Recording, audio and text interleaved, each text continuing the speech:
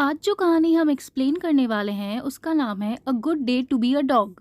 कहानी की शुरुआत में दो बहनें और उनके साथ एक डॉग को दिखाया जाता है। हैना जो कि मेन लीड है अपनी दीदी से पूछती है कि क्या मैं अब कभी किसी को किस नहीं कर पाऊंगी। उसकी दीदी कहती है हाँ। हैना उदास हो जाती है। सीन शिफ्ट होता है 2020 में जब हैना बड़ी हो गई थी। वो अपने फ्रेंड्स के साथ क्लब में जाती है जहाँ उसका बॉयफ्रेंड उसका वेट कर रहा होता है। उसे और उसके बॉयफ्रेंड को डेट करते हुए 1 साल हो गया था। हैना का बॉयफ्रेंड उसे सरप्राइज देता है और एक लिप शेप का केक मंगवाता है। हैना को आइडिया लग जाता है कि आगे उसके साथ क्या होने वाला है।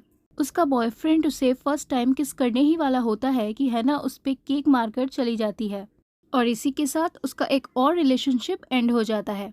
सीन शिफ्ट होता है 3 साल बाद में जहां हैना एक स्कूल में टीचर बन चुकी थी। उसे अपने व्हाट्सएप ग्रुप से पता चलता है कि जिस पे उसने केक फेंका था वो शादी कर रहा है। हैना को थोड़ा शॉक लगता है बट उसे पता था कि गलती तो उसी की थी। वो नॉर्मल बिहेव करती है और अपने फ्रेंड्स को मिलने के लिए पूछती है बट उन सब का अपने बॉयफ्रेंड्स के साथ ऑलरेडी प्लान होता है और वो सब हैना को मना कर देते हैं।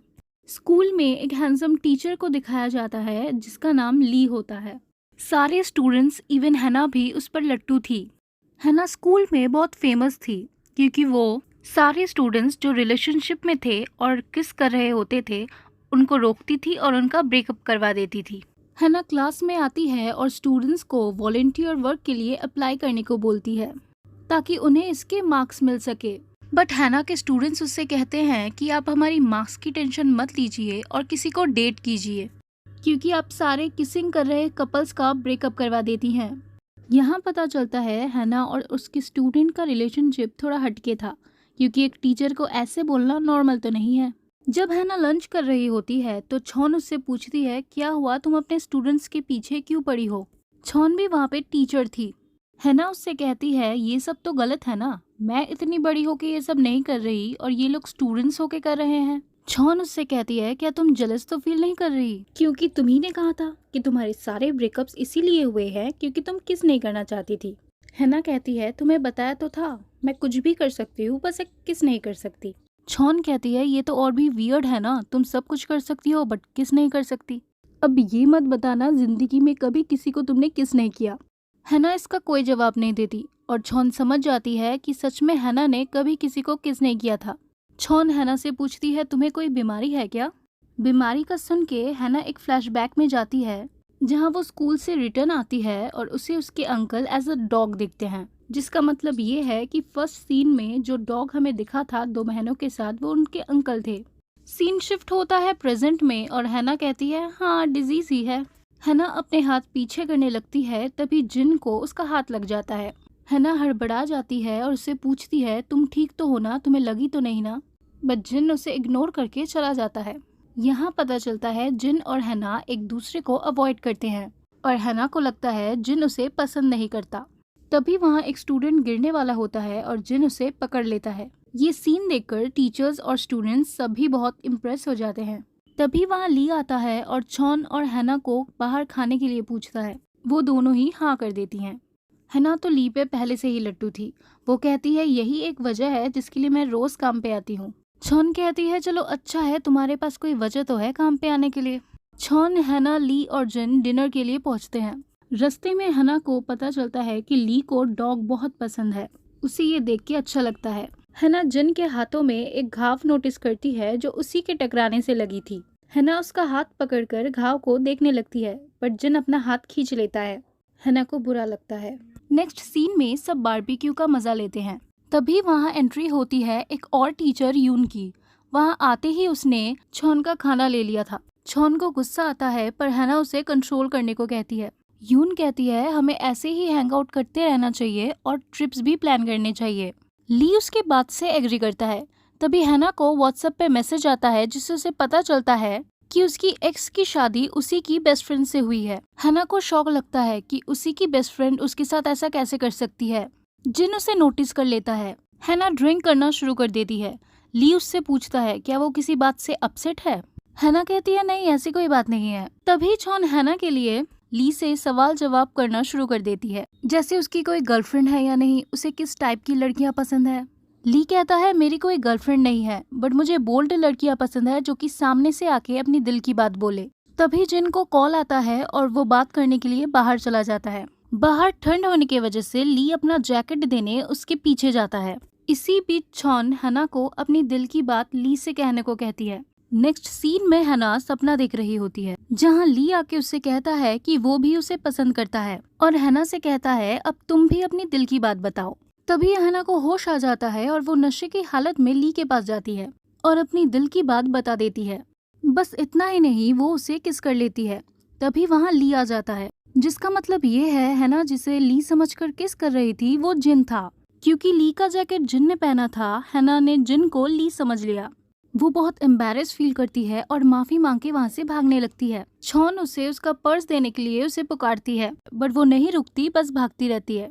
और यहाँ पता चलता है हना के किसी लड़के को किस करने के 1 मिनट बाद वो डॉग बन जाती है और इसी वजह से हना किसी को किस नहीं करती थी और ये कर्ज उसकी पूरे फैमिली पे था। फिर सीन शिफ्ट होता है एक फ्लैशबैक पे, जहाँ हना के अंकल एक दिन बाहर गए और रिटर्न आए एज अ डॉग। हना और उसकी दीदी यूना अपने फ्रेंड ऊ को समझाते हैं कि जो डॉग वो देख रहा है वो उनके अंकल है, बट ऊ उन पे भरोसा नहीं करता। उसे लगता है वो दोनों झूठ बोल रही हैं। ये प्रूफ करने के लिए यूना उसे किस करती है और वो डॉग बन जाती है। ये देख के वो रोने लगता है। सीन शिफ्ट होता है प्रेजेंट में, जहाँ हना जो कि डॉग बन गई थी अपने छोटे छोटे पैरों से एक लंबा सफर तय करके अपनी दीदी यूना के पास पहुँचती है। हना का जूता देखकर यूना उसे पहचान जाती है। यूना को शौक लगता है। वो और ऊ मिलके उसे घर ले जाते हैं और उससे पूछने लगते हैं ये क्या हुआ तुम्हारे साथ, क्या किया तुमने। हना कोई जवाब तो नहीं दे पा रही थी, वो बस भौंक रही थी। यूना उसे एक कपड़े से कवर कर उसे सुला देती है ताकि जब वो वापस ह्यूमन बने वो नेकेड ना हो।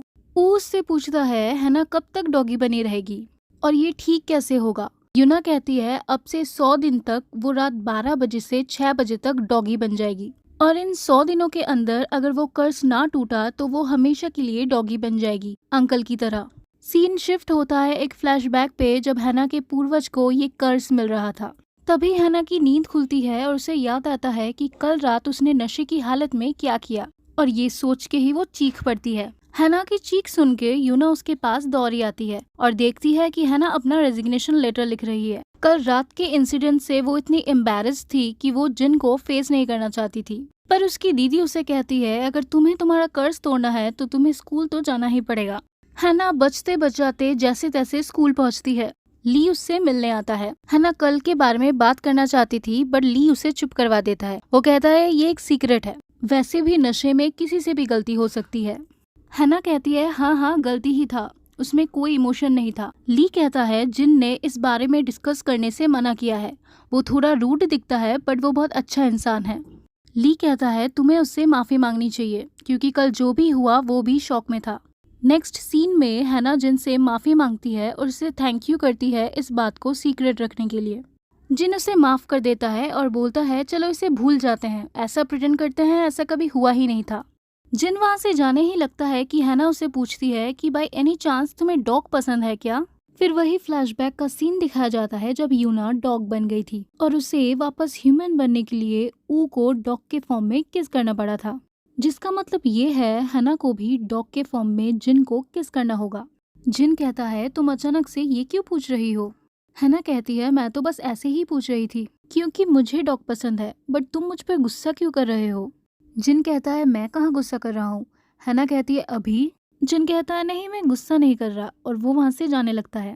हना फिर उसे रोक लेती है और उसे डिनर के लिए पूछती है। हना कहती है मुझे बहुत गिल्ट हो रहा है कल की वजह से, इसलिए मैं तुम्हें डिनर पर ले जाना चाहती हूँ। बट जिन उसका कोई जवाब नहीं देता और वो वहाँ से चला जाता है। जिन जब वापस आ रहा होता है उसे एक स्टूडेंट मिलता है। वो उससे पूछता है आप दोनों क्या डेट कर रहे हो। जिन कहता है क्या, तुम्हें ऐसा क्यों लगा।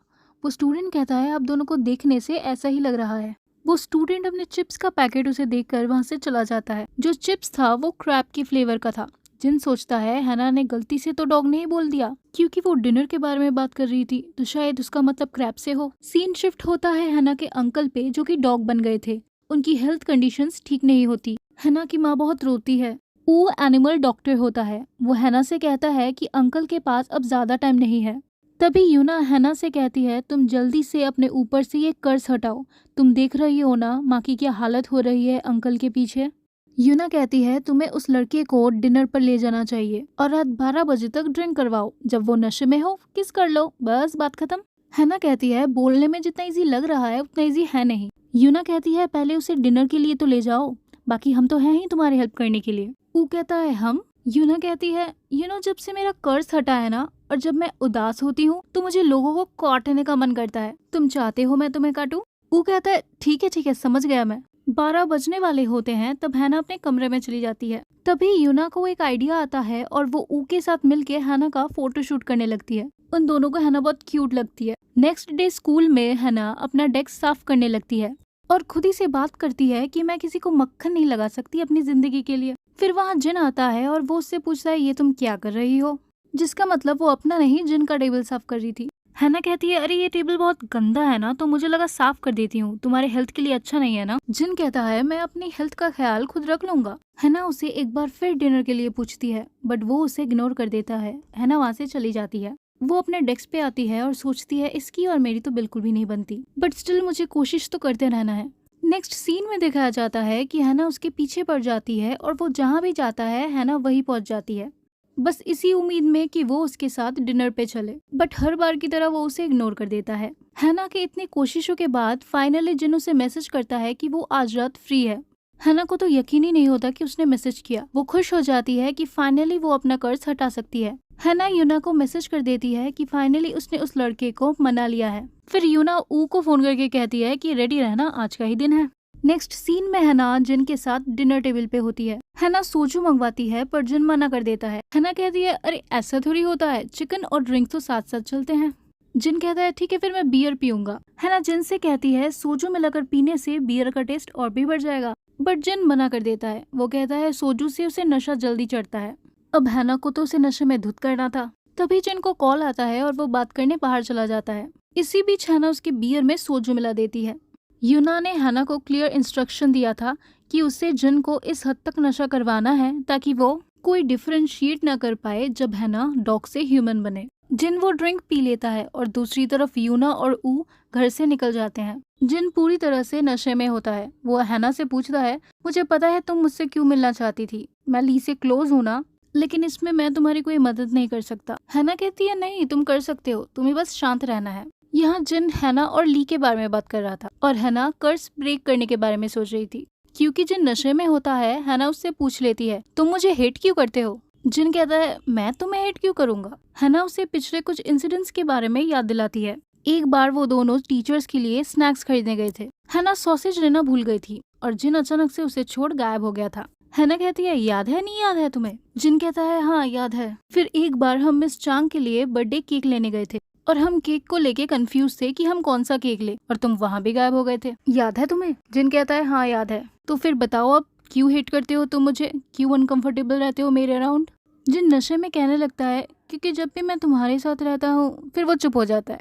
जिन कहता है ये सच है कि मैं तुम्हारे सामने अनकंफर्टेबल हो जाता हूँ, बट इसका मतलब ये नहीं है कि मैं तुम्हें हेट करता हूँ। वो कहता है तुम्हें जो मिसअंडरस्टैंडिंग हुई मेरे वजह से उसके लिए सॉरी, और हाँ मुझे एक और मिसअंडरस्टैंडिंग दूर करनी है, वो एनिमल मुझे पसंद है। हैना सोचती है कि वो डॉग के बारे में बात कर रहा है, बट फिर जिन बोलता है वो बहुत टेस्टी होते हैं। हैना शॉक हो जाती है। जिन कहता है उन्हें बॉयल करके खाओ या सूप में डालो, बहुत टेस्टी होते हैं। हैना को मन ही मन बहुत गुस्सा आता है। वो सोचती है इससे मुझसे लड़ना है क्या। तभी हैना को यूना का मैसेज आता है। वो कहती है अभी 5 मिनट ही रह गए हैं, जल्दी निकलो। हैना जिन को मैं 2 सेकंड में आई बोल के निकल जाती है। वो जिन को कॉल करके उसे बाहर आने को कहती है, बट नॉइस की वजह से जिन उसकी आवाज सुन नहीं पाता। जिन सोचता है क्या करूँ, ली को कॉल करूँ क्या। उसके फोन का वॉइस असिस्टेंट ली को कॉल लगा देता है और वो जल्दी से फोन काट देता है। बाहर हैना डॉग के फॉर्म में जिनका वेट कर रही होती है। जिन उसे ढूंढते हुए बाहर आता है। फिर हैना बाहर आती है और जिन उसे प्यार से सहलाने लगता है और इसे उठा के किस कर लेता है। फिर हैना इंसान बन जाती है।